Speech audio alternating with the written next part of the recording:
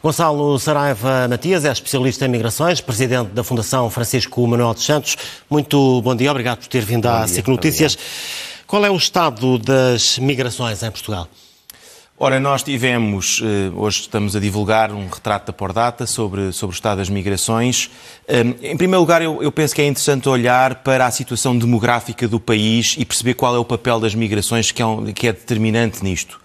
Nós olhamos para os últimos 10 anos, entre 2011 e 2021, e percebemos que Portugal perdeu cerca de 200 mil pessoas no espaço de 10 anos.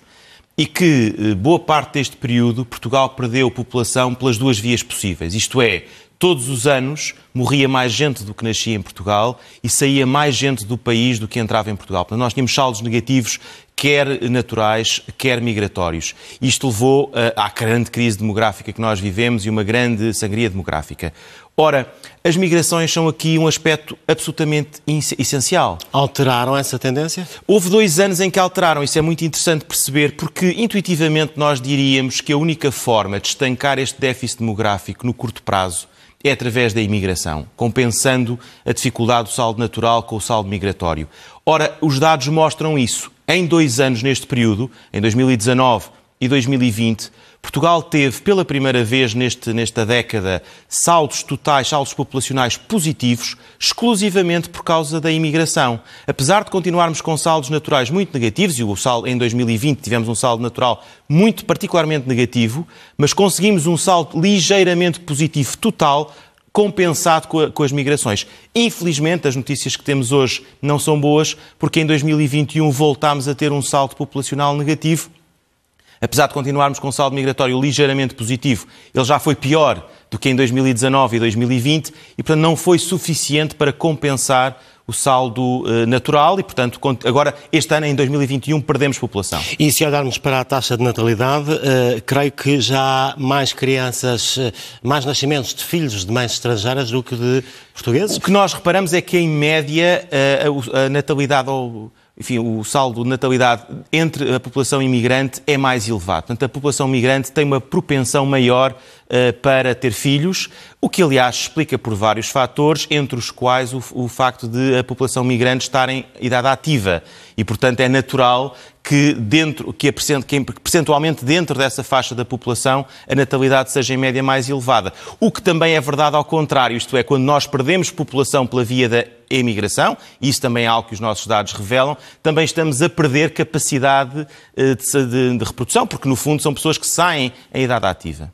Isso é um olhar, enfim, numérico, estatístico e do ponto de vista qualitativo. Há indicadores sobre se Portugal acolhe bem ou mal os migrantes? Nós temos uma tradição de bom acolhimento dos imigrantes. Há, aliás, vários rankings internacionais. Isto não está nestes dados da Pordata, mas há um ranking internacional chamado MyPEX que olha para os dados de integração e Portugal normalmente está bem classificado na integração, pelo menos na integração formal.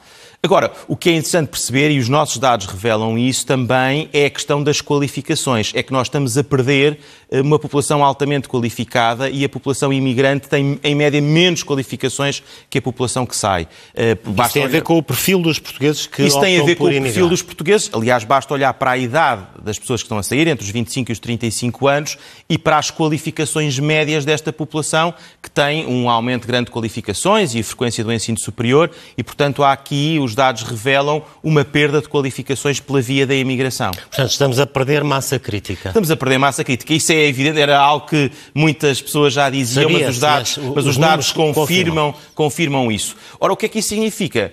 Que temos de trabalhar na retenção destas pessoas, procurando que elas não saiam, criando condições para que fiquem, não há outra forma de o fazer, e também garantindo que o país é atrativo para pessoas altamente qualificadas.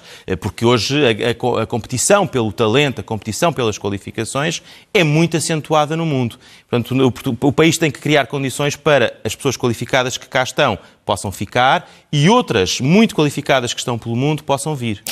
Pensamos nos rendimentos, voltando a Portugal, dos portugueses com os rendimentos dos estrangeiros que residem em Portugal, há diferenças substanciais? O que os números mostram é que também, em média, os vencimentos dos estrangeiros são mais baixos do que os portugueses e os riscos de pobreza, que é outro fator que nós medimos aqui, o risco de pobreza dos estrangeiros é superior ao risco de pobreza dos portugueses. O que significa que a população imigrante que está a vir para Portugal é ainda uma população mais pobre e mais frágil. Ou até que ponto é que isso pode revelar uma política discriminatória?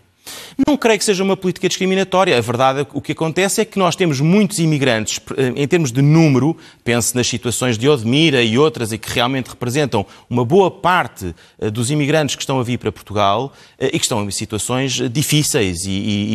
Portanto, não diria que se trata de uma discriminação, mas é o perfil de imigração que nós estamos a atrair. E talvez aí também pudéssemos mudar. Sim, porque há 20 anos, quando começou a haver o grande fluxo de leste para Portugal, ucranianos, moldavos e assim, era gente muito qualificada. É verdade, é verdade. E isso alterou-se. Isso alterou-se. Por exemplo, os ucranianos que chegaram a ser a principal população imigrante em Portugal, neste momento representam cerca de 4%.